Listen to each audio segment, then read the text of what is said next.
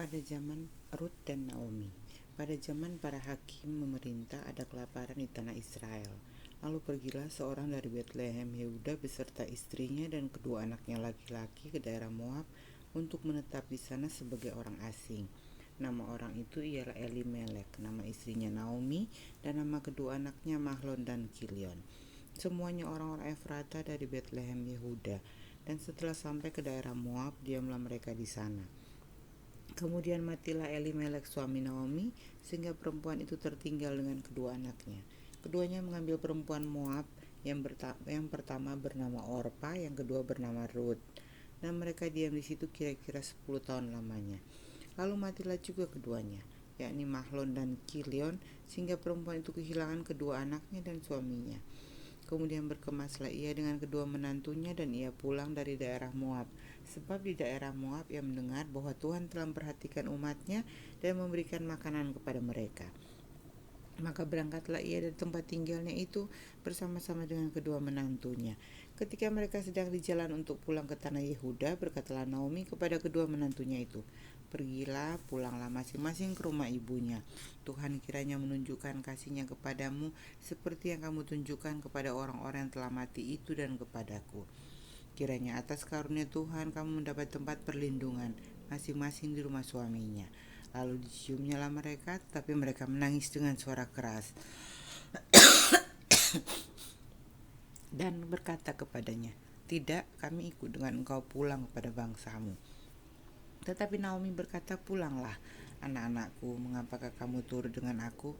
Bukankah tidak akan ada lagi anak laki-laki yang kulahirkan untuk dijadikan suamimu nanti? Pulanglah anak-anakku, pergilah, sebab sudah terlalu tua aku untuk bersuami. Seandainya pikirku ada harapan bagiku dan sekalipun malam ini aku bersuami, bahkan sekalipun aku masih melahirkan anak laki-laki, masakan kamu menanti sampai mereka dewasa? Masakan karena itu kamu harus menahan diri dan tidak bersuami? Janganlah kiranya demikian, anak-anakku. Bukankah jauh lebih pahit yang aku alami daripada kamu, sebab tangan Tuhan teracung terhadap aku?" Menangis pula mereka dengan suara keras. Lalu Orpa mencium mertuanya itu, minta diri. Tetapi Rut tetap berpaut padanya. Berkatalah Naomi, "Telah pulang iparmu kepada bangsanya dan kepada para allahnya. Pulanglah mengikuti iparmu itu."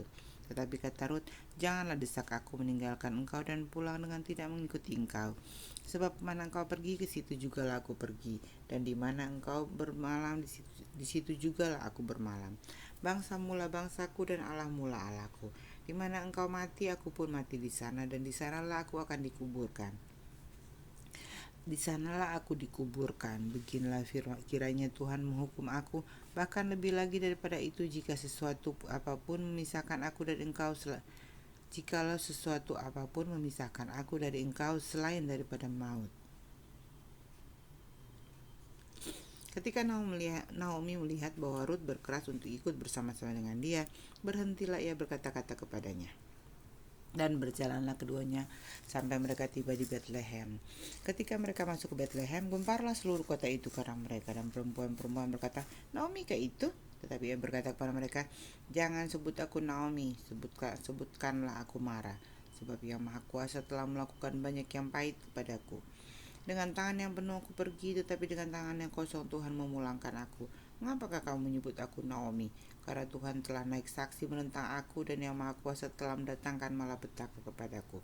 Demikianlah Naomi pulang bersama-sama dengan Rut, perempuan Moab itu menantunya, dan turut pulang dari daerah Moab.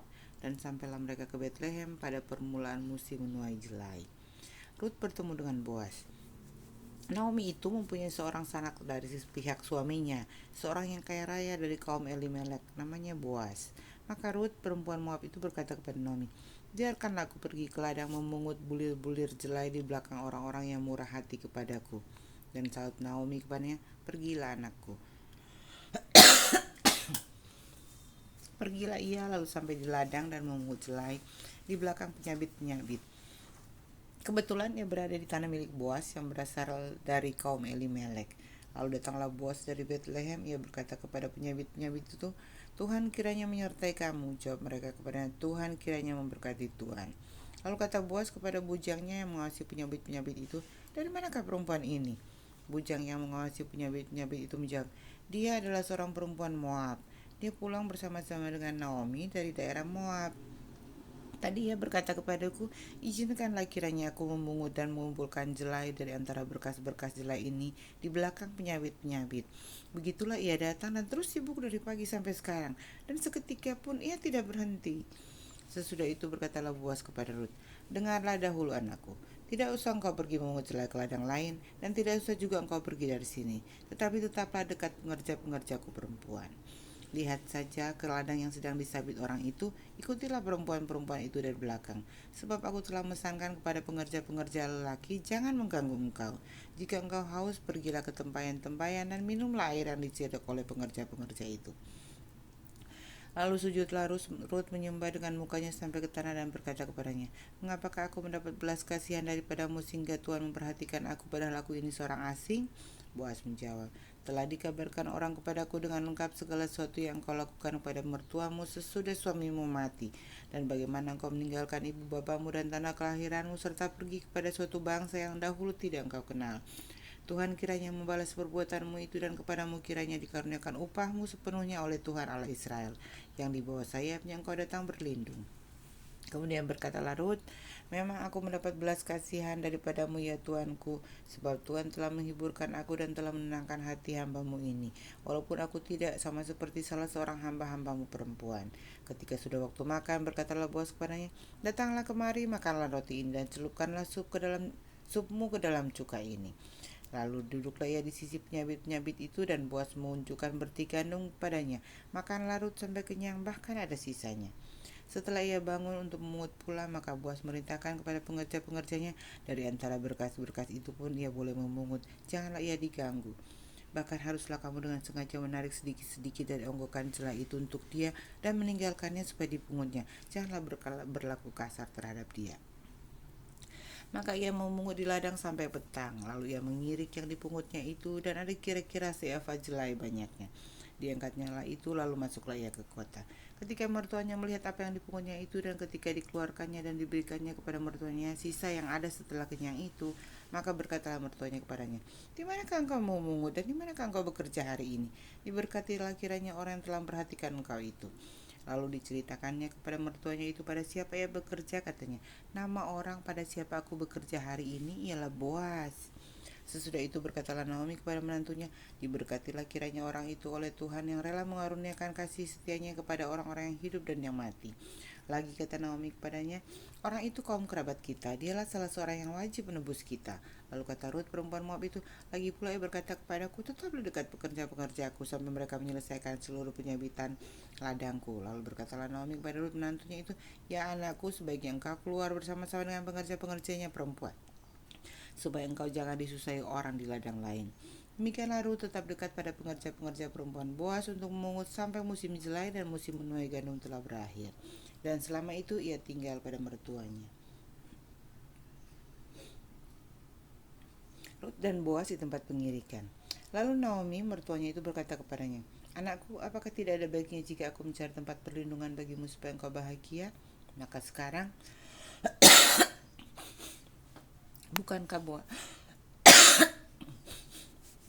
bukankah Boas ya, yang pengerja-pengerjanya perempuan telah kau temani itu adalah sanak kita?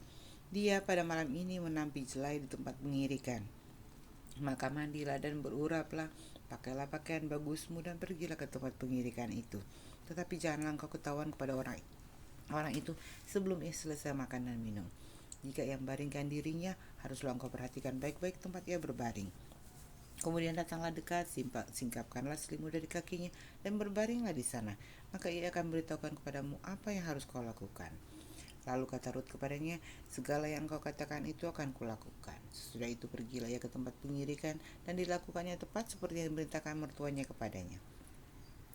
Setelah Boas habis makan dan minum, dan hatinya gembira, datanglah ia membaringkan diri tidur pada ujung timbunan jelai itu.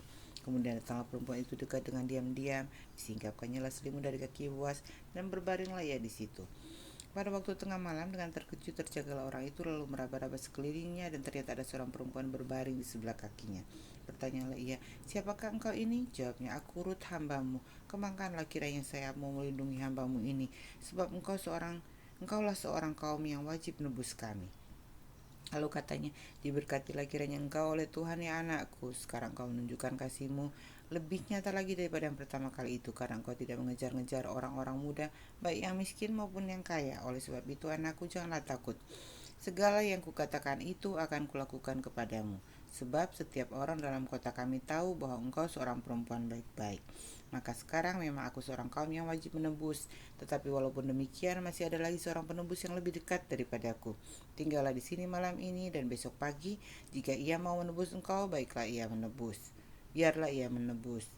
Baik, biarlah ia menebus. Tetapi jika ia tidak suka menebus engkau, maka akulah yang akan menebus engkau. Demi Tuhan yang hidup, berbaring sajalah tidur sampai pagi. Jadi berbaringlah ia tidur di sebelah kakinya sampai pagi, lalu bangunlah ia sebelum orang dapat kenal mengenal, sebab kata Boas, janganlah diketahui orang bahwa seorang perempuan datang ke tempat pengirikan. Lagi katanya, berikanlah selendang yang kau pakai itu dan tadahkanlah itu. Lalu ditadahkannya selendang itu, kemudian ditakarnya 6 takar jelai ke dalam selendang itu. Sesudah itu pergilah Boas ke kota.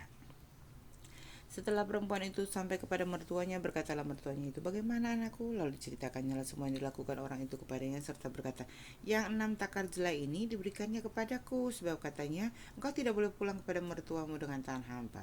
Lalu kata mertuanya itu, duduk sajalah menanti anakku sampai engkau mengetahui bagaimana kesudahan perkara itu. Sebab orang itu tidak akan berhenti sebelum diselesaikannya perkara itu pada hari ini juga. Ruth menjadi istri Boas. Boas telah pergi ke pintu gerbang dan duduk di sana. Kebetulan lewatlah penembus yang disebutkan Boas itu. Lalu berkatalah Boas, hai saudara, datanglah dahulu kemari, duduklah di sini. Maka datanglah ia lalu duduk. Kemudian dipilihnya 10 orang daripada tua-tua kota itu yang berkata, duduklah kamu di sini, maka duduklah mereka. Lalu berkatalah ia kepada penembus itu, tanah milik kepunyaan saudara kita Elimelek hendak dijual oleh Naomi yang telah pulang dari daerah Moab. Jadi pikirku, baik juga hal itu kusampaikan kepadamu sebagai berikut. Belilah tanah itu di depan orang-orang yang duduk di sini dan di depan para tua-tua bangsa kita. Jika engkau mau menebusnya, tebuslah. Tetapi jika engkau tidak mau menebusnya, beritahukanlah kepadaku supaya kau tahu. Sebab tidak ada orang yang dapat menebusnya kecuali engkau dan sesudah engkau aku. Lalu berkata dia, aku akan menebusnya. Tetapi kata Boas, pada waktu engkau membeli tanah itu dari tangan Naomi, engkau memperoleh Ruth juga perempuan Moab, istri orang yang telah mati itu, untuk menegakkan nama orang itu di atas milik pusakanya. Lalu berkata penebus itu, jika demikian aku tidak dapat menebusnya, sebab aku kan merusakkan milik pusakaku sendiri. Aku mengharap engkau menebus apa yang seharusnya aku tebus, sebab aku tidak dapat menebusnya. Beginilah kebiasaan dahulu di Israel dalam hal menebus dan menukar. Setiap kali orang hendak menguatkan suatu perkara, maka yang seorang menanggalkan kasutnya sebelah dan memberikannya kepada yang lain. Demikianlah cara orang mensahkan perkara di Israel. Lalu penebus itu berkata, Boas, engkau saja yang membelinya. Dan ditanggalkannya lah kasutnya. Kemudian berkatalah Boas kepada para tua-tua dan kepada semua orang di situ, kamulah pada hari ini menjadi saksi bahwa segala milik Elimelek dan segala milik Kilion dan Mahlon aku beli dari tangan Naomi. Juga Ruth perempuan Moab itu istri Mahlon aku peroleh menjadi istriku, untuk menegakkan nama orang yang telah mati itu di atas milik pusakanya. Demikianlah nama orang itu tidak akan lenyap dari antara saudara-saudaranya dan dari antara warga kota. Kamulah pada hari ini menjadi saksi. Dan seluruh orang banyak yang hadir di pintu gerbang dan para tua-tua berkata, kamilah menjadi saksi. Tuhan kiranya membuat perempuan yang akan masuk ke rumah itu sama seperti Rahel dan Lea, yang keduanya telah membangunkan umat Israel. Biarlah engkau menjadi makmur di Efrata dan biarlah namamu termasyhur di Bethlehem. Keturunanmu kiranya menjadi seperti keturunan Peres yang dilahirkan Tamar bagi Yehuda oleh karena anak-anak yang akan diberikan Tuhan kepadamu dari perempuan muda ini. Lalu Boas mengambil Ruth dan perempuan itu menjadi istrinya dan dihampirinya lah dia. Maka atas karunia Tuhan perempuan itu mengandung lalu melahirkan seorang anak laki-laki. Sebab itu perempuan-perempuan berkata kepada Naomi, terpujilah Tuhan yang telah rela menolong engkau pada hari ini dengan seorang penebus. Termasyhurlah kiranya nama anak itu di Israel, dan dialah yang akan menyegarkan jiwamu dan memelihara engkau pada waktu rambutmu telah putih. Sebab menantumu yang mengasihi engkau telah melahirkannya perempuan yang lebih berharga bagimu dari 7 anak laki-laki.